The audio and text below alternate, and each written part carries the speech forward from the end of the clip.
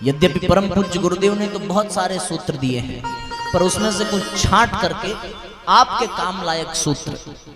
परिवार शब्द की व्याख्या बड़ी सुंदर प्रज्ञा पुराण में मिलती है। परिवार में कितने अक्षर हैं? 4 अक्षर। पहला प, दूसरा री, तीसरा वा और चौथा फिर से र।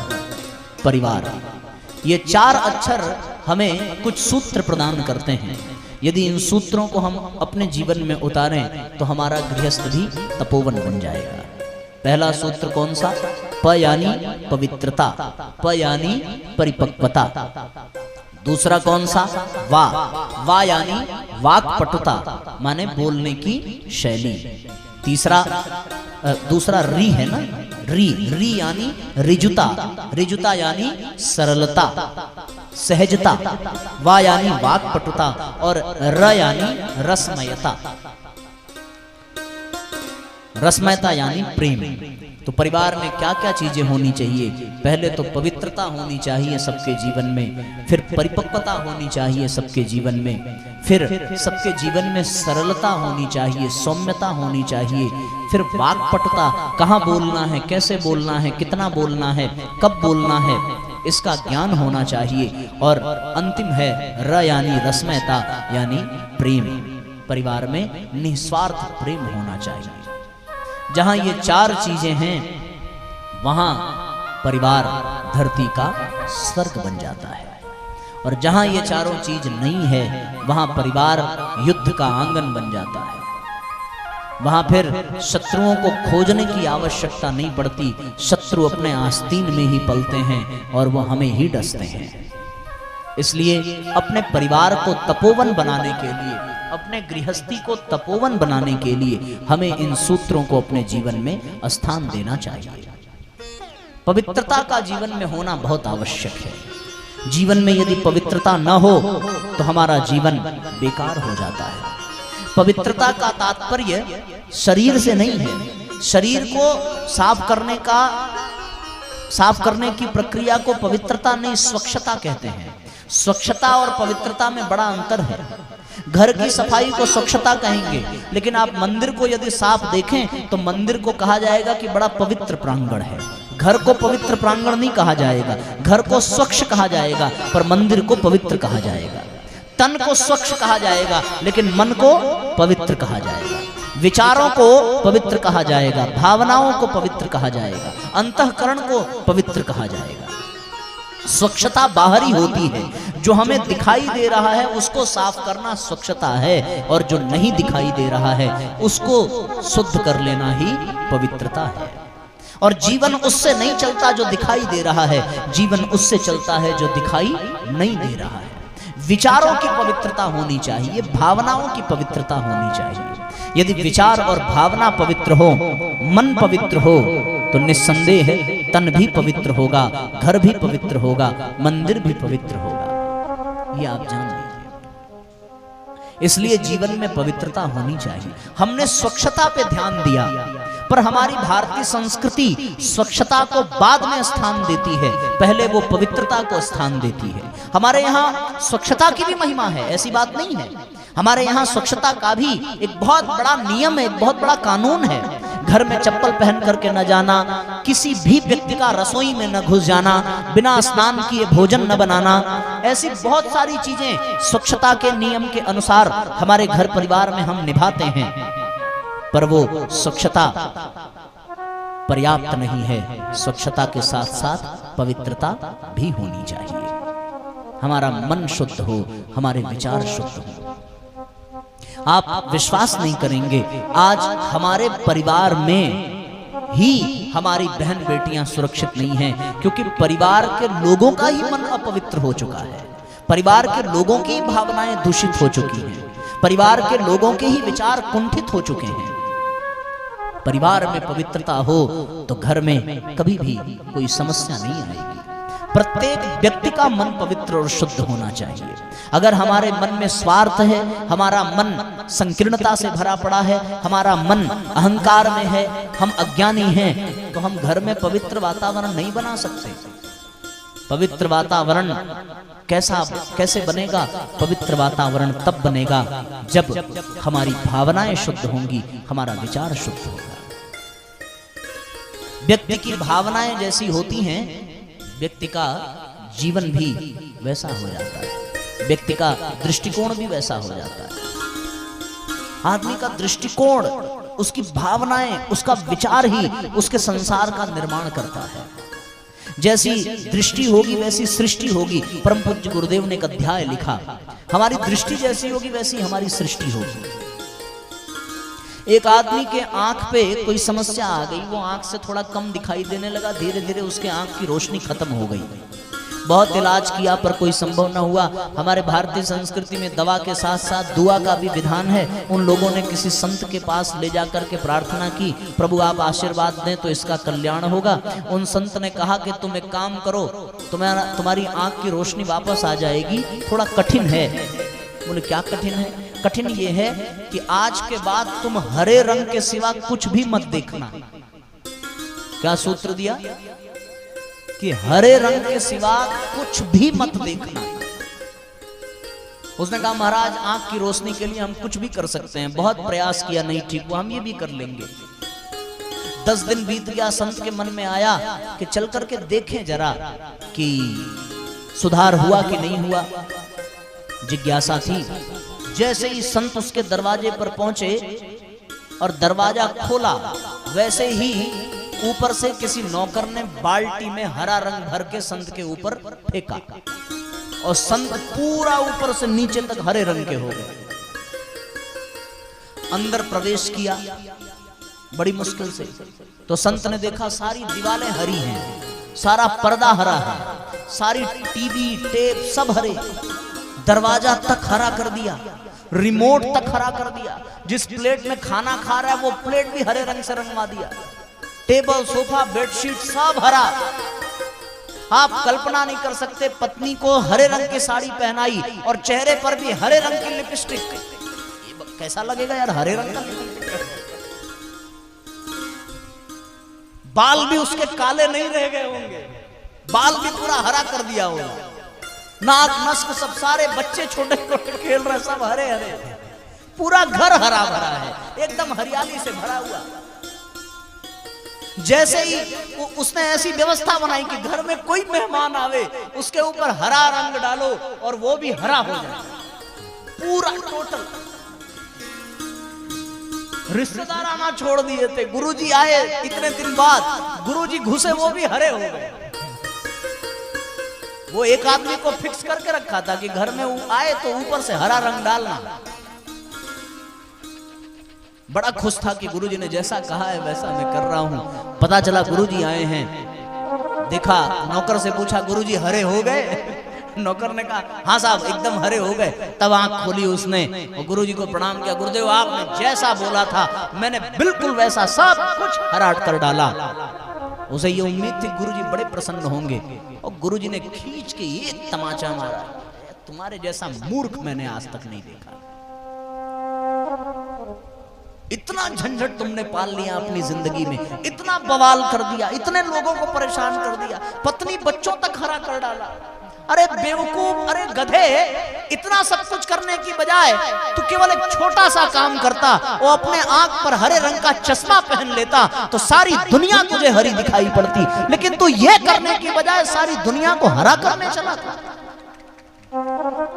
अपनी दृष्टि जैसी होगी महाराज, दुनिया भी वैसी हो जाएगी। हम हरे रंग का चश्मा पहन लें, पूरी धरती हरी दिखने लगेगी। ये आदमी नहीं करता है। तो हम लोगों को सत्संग का चश्मा पहन लेना चाहिए, हम लोगों को गुरुजी के विचारों का चश्मा पहन लेना चाहिए, ताकि ये दुनिया भी हमें अच्छी दिखने लगे। अपने मन को पवित्र करना है, अपने विचारों को पवित्र करना है, अपनी भावनाओं को पवित्र करना है, तो हमारे गुरुजी के विचारों का चश्मा पहनना पड़ेगा, प्रज्ञा पुराण का चश्मा पहनना पड़ेगा। और ये चश्मा जब आप पहन लेंगे तो सारी दुनिया आपको हरी भरी दिखाई पड़ेगी, फिर किसी में दोष नहीं दिखाई पड़ेगा। आप बोलेंगे साहब आप इतनी बड़ी बात कैसे कह रहे हैं, क्या दुनिया में कोई है ही नहीं है? अरे गोस्वामी तुलसीदास जी ने लिखा है कि सारी सृष्टि गुण और दोष से मिल करके बनी है। केवल किसी में गुण ही गुण हो ऐसी बात नहीं है, केवल किसी में दोष ही दोष हो ऐसी बात नहीं है। चोर भी अगर चोरी में सफलता प्राप्त कर रहा है तो केवल इसलिए नहीं कि उसमें चोरी के अवगुण हैं, बल्कि इसलिए कि उसमें कई सारे गुण हैं। पहला, उसका अपने काम के प्रति समर्पण है, वो अपने काम को पूरी ईमानदारी से, जब सारी दुनिया आलस्य में सो रही हो तब वो चोर आधी रात को मेहनत करता है। जब सारे लोग, और क्या साहब गजब गजब चोरों को आपने देखा होगा, हमने तो कब देखा, 2018 में हमारे घर के बगल में चोरी हुई और वो चोर पकड़ा गया। एकदम भीषण ठंडी में बिना कुछ पहने आया था वो। उससे पूछा कि तुमने कपड़ा क्यों नहीं पहना, पुलिस था, पुलिस सिपाही ने पूछा तो वो उसने कहा कि कपड़ा पहनूंगा तो पकड़े जाने का डर रहता है, शरीर पे कुछ नहीं रहेगा तो पकड़ाएगा ही नहीं, तुरंत सड़क करके निकल जाऊंगा। पूरे शरीर को तेल से मालिश करके आया था साहब। इतनी तपस्या ठंडी में ये चोर ही कर सकता, आप नहीं कर सकते, हम नहीं कर सकते। खाए बिना मर जाएंगे पर ये वाला गुण नहीं आ सकता। और चोर एकदम समय का पक्का होता है। अगर उसने 12 बजे, उसको पता चल गया कि घर का मालिक 12 बजे नहीं है तो वो 12:05 में नहीं पहुंचेगा, वो 12 बजने में 5 मिनट पहले, समय का पक्का। इतना गुण उसके भीतर है कि महाराज वो चोरी कर रहा है, वरना वो चोरी कर कहां पाता। बोलो गलत कह रहे हैं। एक जंगल में एक कोठरी बनी थी, उस कोठरी को देख करके आप विश्वास नहीं करोगे, जब वहां से व्यभिचारी गुजरे तो उन्होंने कहा कि बड़ा सोच करके किसी ने ये कोठरी बनवाई होगी ताकि यहां पर कोई देखेगा नहीं और हम लोग वेश्यावृत्ति कर सकते हैं। थोड़ी देर बाद वहां से एक चोर गुजरा, उसने भी वो कोठरी देखी। उस चोर ने कहा कि लगता है ये कोठरी किसी चोर ने बनवाई होगी ताकि चोरी करने के बाद यहाँ माल का बंटवारा किया जा सके। थोड़ी देर बाद वहां से एक संत गुजरे, संत ने कहा लगता है इस कोठरी को किसी संत ने बनवाया होगा ताकि इस कोठरी में बैठ करके एकांत में ध्यान किया जा सके। जिसकी जैसी दृष्टि है वो कोठरी उसके लिए वैसी बन गई। मन को पवित्र कर लीजिए तो सारी धरती पवित्र दिखेगी, सारी दुनिया पवित्र दिखेगी। और अगर हमारा मन ही मैला है तो साहब बात बिगड़ जाती है और फिर सारी धरती ही हमें मैली कुचैली ही दिखाई पड़ती है। भगवान राम को माता कैकेयी में भी और मंथरा में भी कोई दोष नहीं दिखाई दिया, लेकिन भगवान को छोड़ करके सबने कैकेयी का दोष दिया। इसलिए अपने मन को शुद्ध करो। परम वंदनीय माता जी ने एक बड़ा प्यारा गीत लिखा है, मन मैला ही रहा अगर तो उजला तन बेकार है। मन मैला ही रहा अगर तो उजला तन बेकार है। जनहित में जो लगा न जीवन वह जीवन बेकार है, वह जीवन बेकार है। मन मैला ही रहा अगर तो उजला तन बेकार है। मन मैला ही रहा अगर तो उजला तन बेकार है। जनहित में जो लगा न जीवन वह जीवन बेकार है, वह जीवन बेकार है।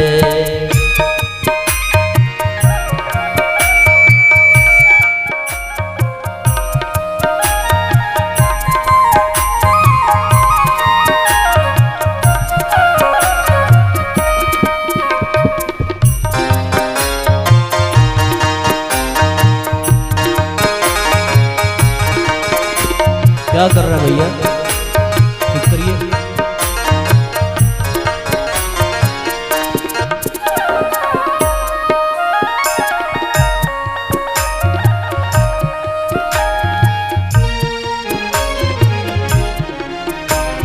रूप देखते रहे मुग्ध बन तुम दर्पण के सामने। रूप देखते रहे मुग्ध बन तुम दर्पण के सामने। वृद्धावस्था आने वाली है कब सोचा आपने। वृद्धावस्था आने वाली है कब सोचा आपने।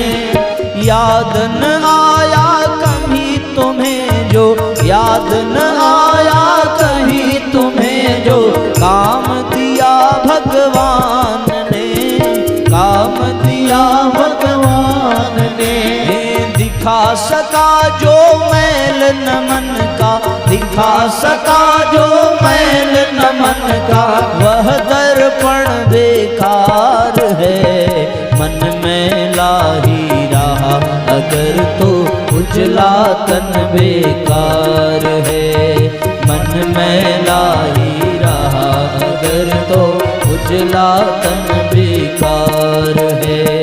जनहित में जो लगा न जीवन वह जीवन बेकार है। मन में लाही रहा अगर तो उजला तन बेकार है। उजला तन बेकार है, उजला तन बेकार है।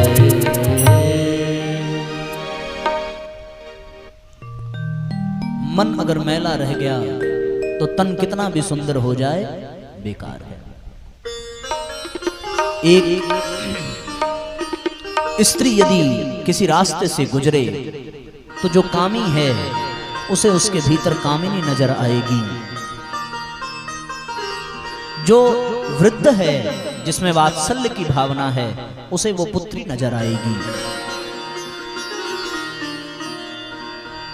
जो संत है उसे वो भारतीय नारी नजर आएगी। जो छोटा बच्चा है उसे वो माता नजर आएगी। जिसमें स्नेह का भाव है उसे वो बहन नजर आएगी। अपनी दृष्टि जैसी होगी, अपना मन जैसा होगा, वैसी ही ये दुनिया दिखने लगती है। तो जीवन में पवित्रता होनी चाहिए। केवल स्वच्छता से काम नहीं चलेगा। हमने अपने किचन में, अपने बाथरूम में टाइल्स लगा करके उनको स्वच्छ तो कर लिया, पर घर की पवित्रता हम कहीं खो बैठे। भारतीय संस्कृति पवित्रता का संकेत करती है। निर्मल मन जन सो मोहि पावा, मोहि कपट छल छिद्र न भावा। मन का पवित्र होना जरूरी है। मन यदि निर्मल हो जाए, कबीरा मन निर्मल भया, जैसे गंगा नीर हरि पाछे पाछे फिरे, कहत कबीर कबीर। एक बार यदि मन निर्मल हो जाए तो हमारे हरि हमारे पीछे पीछे टहलेंगे और हमारा जीवन धन्य बन जाएगा। तो परिवार में पवित्रता होनी चाहिए। विषय अपने आप में बहुत स्वतंत्र विषय है। अगर इसी एक बिंदु पर चर्चा की जाए तो फिर पूरे दिन की कथा निकल जाएगी। पर हम लोग अपने आप को समेट करके अगले बिंदु पर चलें। मैं संकेत भर कर रहा हूं, आप चिंतन करेंगे तो आपको बहुत सारी चीजें प्राप्त होंगी। हम अपने जीवन को पवित्र बनावें। दूसरा, परिपक्वता होनी चाहिए जीवन में। परिपक्वता का तात्पर्य क्या है? परिपक्वता सिखाने से नहीं आती भैया। परिपक्वता अनुभव से आती है। परिपक्वता अभ्यास से आती है। परिपक्वता अनुभूति से आती है। परिपक्वता का तात्पर्य मैच्योरिटी से है। आदमी के भीतर समझदारी होनी चाहिए। परिपक्वता के 4 अंग हैं। जिसके भीतर ये 4 गुण होंगे वो व्यक्ति परिपक्व होगा। वो 4 गुण कौन कौन से? ईमानदारी, समझदारी, जिम्मेदारी और बहादुरी। ये 4 चीजें जिनके जीवन में होंगी वो व्यक्ति परिपक्व कहा जाएगा।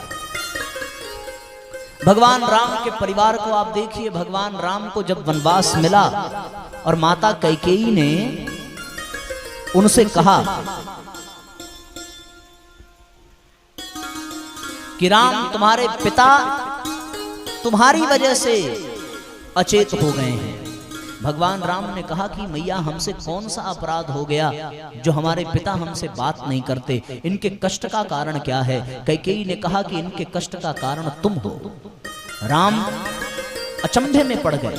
उन्होंने कहा कि मैं अपने पिता के कष्ट का कारण, मैंने स्वप्न में भी उन्हें कभी कष्ट देने का नहीं सोचा।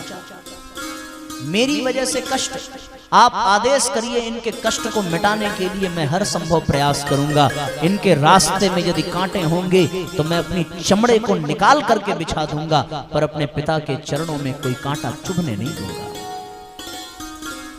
माता कैकेयी ने 2 वर की बात कही। पहला वर मांगा भरत को 14 वर्ष का वनवास। भगवान के चेहरे पर कोई भी चिंता की लकीर नहीं आई। भगवान ने तुरंत पूछा, और मां दूसरा वर क्या है? मां ने कहा, दूसरा वर राम, वल्कल वेश में तुम्हें 14 वर्ष के लिए वनवास जाना है और भरत को राज्य मिलना। भरत राजा बने और तुम वन में जाओ। ये बात सुनने के पश्चात राम ही एक ऐसे पुत्र हो सकते हैं जिनके चेहरे पर मुस्कुराहट आ जाए। उन्होंने मुस्कुराते हुए कहा कि हे मां, आज तुमने हमारा जीवन धन्य कर दिया। तनय मातु पितु तोष निहारा, दुर्लभ जगत जननी संसारा। ये बड़ा दुर्लभ है जब माँ बाप के लिए पुत्र कोई काम आ जाए। भगवान ने माता कौशल्या से कहा है कि हे मां, पिताजी ने वन जाने के लिए कहा है। माता ने कहा कि मां का दर्जा पिता से अधिक होता है, मैं तुम्हें रोकूंगी। भगवान ने कहा कि हे मां, जो केवल पितु आय सुताता, तो जनी जाहु जानी बड़ी माता। केवल पिता ने आज्ञा दी होती तो तेरी बात मैं मान लेता, पर माता ने भी आज्ञा दी है वन में जाने की। किसने? कौन सी माता ने? भगवान ने कहा कैकेयी माता ने। कौशल्या की परिपक्वता देखी। उन्होंने तुरंत कहा कि यदि माता ने आज्ञा दी है तब राम मुझे रोकने का अधिकार नहीं है। ये कौशल्या की परिपक्वता है। कौशल्या चाहती तो अपने हिस्से का मांग सकती थी। घर में गृह युद्ध छिड़ जाता, राम का परिवार बिखर जाता, दशरथ बाद में मरते, अयोध्या कलंकित पहले हो जाती। लेकिन कौशल्या की परिपक्वता ने उस राज्य को बचा लिया। राम की परिपक्वता ने उस परिवार को बचा लिया। और राम की ही परिपक्वता क्यों भैया, लक्ष्मण को भी देखो, उन्होंने भी अपने समस्त सुख साधनों को त्याग कर भाई की सेवा में लगा दिया। सीता की परिपक्वता की जहां पति हो वहीं पति की परछाई बनकर के पत्नी को रहना चाहिए। सुमित्रा की परिपक्वता कि लक्ष्मण जाओ, तुम्हारी अयोध्या वहीं है जहां तुम्हारे राम और सीता है। और भरत की पवित्रता, भरत की परिपक्वता कि बड़ा भाई वन भोगे और मैं राज्य पर बैठूं। धिक्कार है ऐसे राजा पर, धिक्कार है ऐसे भाई पर। उन्होंने बिना सोचे विचारे निर्णय लिया, मैं चित्रकूट जाऊंगा, भगवान को मना करके ले आऊंगा। चरण पादुका को आसन पर बिठा दिया, पर स्वयं राज्य का भोग नहीं किया। ये इतिहास में ऐसा पहली बार हुआ जब किसी राज्य का राज्य चिन्ह किसी भाई की चरण पादुका बनी। ये क्या है? ये परिपक्वता। ये लोग तो बहुत बड़े लोग हैं। मैं आपको एक छोटी सी परिपक्वता बताऊं, अपने जीवन की घटना। जब कभी भी नेत्र बंद होता है और अपने पुराने दौर को याद करते हैं तो बड़े अच्छे अच्छे सूत्र मिल जाते हैं। मुझे अच्छे से याद है, हमारे घर में कुछ मेहमान आए थे और मेहमान के आने पर होता है कि सामान घर में कुछ घट जाए तो घर में लोग बोलते हैं भाई बगल से जाओ मांग करके लेते आओ काम को। तो उस समय भी कुछ ऐसा रहा होगा, किसी चीज की कमी रही होगी, हमसे कहा गया लाने के लिए, तो हम गए और हम ले आए। तो अब ले आए, कुछ सामान रहा होगा, अब इतना तो याद नहीं है क्योंकि बहुत छोटेपन की बात है, पर जो ले आए तो उसको ऐसे खेलते कूदते फेंकते फांदते ले आए और उसी रास्ते से लेकर के गए जिस रास्ते में मेहमान बैठे हुए थे। माने मेहमान को पता चल गया कि इनके घर में चीनी नहीं है। घर में पहुंचे तो बड़ी डांट पड़ी। पीछे वाले दरवाजे से नहीं ला सकते थे, छुपा के जेब में लेकर नहीं आ सकते थे। हमें क्या मतलब कि भाई हम लोग तो निर्मल स्वभाव के, हमको पता ही नहीं था कि मेहमान से छुपाना है। अच्छा, ये बात हमें नहीं पता थी, लेकिन हमारे बहन को भी नहीं पता थी, उसे भी किसी ने बताया नहीं था।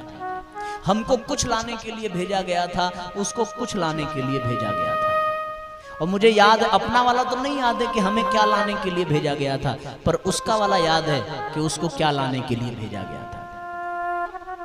और मजे की बात यह है कि थोड़ी देर बाद वो लेकर के आई, तो वो जब सामान लेकर के आई भैया, तो वो अपने फ्रॉक में छुपा करके लाई। और फिर हमारे माताजी और पिताजी ने कहा कि इससे सीखो, ये भी तो लेकर के आई छुपा करके। उस दिन वो बात नहीं समझ में आई थी, लेकिन वो अब समझ में आती है कि परिपक्वता इसको कहते हैं। बेटों की बजाय बेटियां अधिक परिपक्व होती हैं।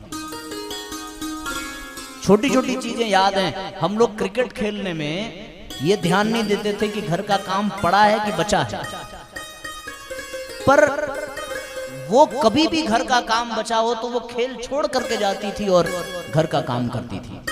बल्कि हम ही फंसा के रखते थे, अरे थोड़ी देर और जाओ, क्योंकि हमें पता था अगर ये हमसे पहले चली गई तो बेवजह हमें मार पड़ेगी। ये इतनी जल्दी आ गई, तुम काहे देर आए। परिपक्वता इसको कहते हैं। बेटियां जल्दी परिपक्व हो जाती हैं, और शायद उनकी परिपक्वता को ही देख करके भगवान ने ये नियम बनाया कि ये केवल एक घर में नहीं रहनी चाहिए, इन्हें तो एक और घर, एक और कुल तारना चाहिए। इसलिए बेटियों को दूसरे घर में जाने की परंपरा शुरू हुई। अगर बेटे दूसरों के घर घर जमाई बन करके जाकर के बसने लगे तो परिवार बसेगा नहीं, परिवार उजड़ जाएगा। क्योंकि जो परिपक्वता बेटियों में होती है, जो स्त्रियों में होती है, वो किसी में नहीं होती। पुरुष भी उतना परिपक्व नहीं होता जितना परिपक्व माता होती है। हमें किसी चीज का अभाव हो जाए तो पूरा घर जान जाएगा, पर घर में यदि किसी दिन भोजन कम पड़ जाए, वो महिला सो जाती है, घर में किसी को पता नहीं चलता कि आज उसने भोजन किया है या नहीं किया है। ये परिपक्वता माताओं में होती है। लेकिन एक बात ये भी है कि जब माताएं अपनी परिपक्वता को खो देती हैं तो परिवार टूट जाता है, परिवार बिखर जाता है। कैकेयी और मंथरा ने अपनी परिपक्वता को खोया था, तभी वो परिवार बिखरा। इसलिए जीवन में मैच्योरिटी होनी चाहिए। 4 चीजें होनी चाहिए: समझदारी, ईमानदारी, जिम्मेदारी और बहादुरी। बहादुरी होगी तो ही आप निर्णय ले पाएंगे। समझदारी होगी तो भी आप अपनी समझदारी से कुछ कर पाएंगे। ईमानदारी होनी चाहिए और जिम्मेदारी होनी चाहिए। अब इन 4 सूत्रों की तो व्याख्या करने में समय लगेगा कि समझदारी क्या है, जिम्मेदारी क्या है, ईमानदारी क्या है, बहादुरी क्या है। आपको मौका मिले तो आप हमारे YouTube चैनल पर देखना, ये सारे वीडियोस छोटे छोटे क्लिप बना करके पड़े हुए हैं, वहां से आपको इनकी परिभाषा मिल जाएगी और आप समझते भी होंगे कि समझदारी किसे कहते हैं, ईमानदारी, जिम्मेदारी, बहादुरी, ये सब क्या है। इन चारों के मिलने से परिपक्वता बनती है।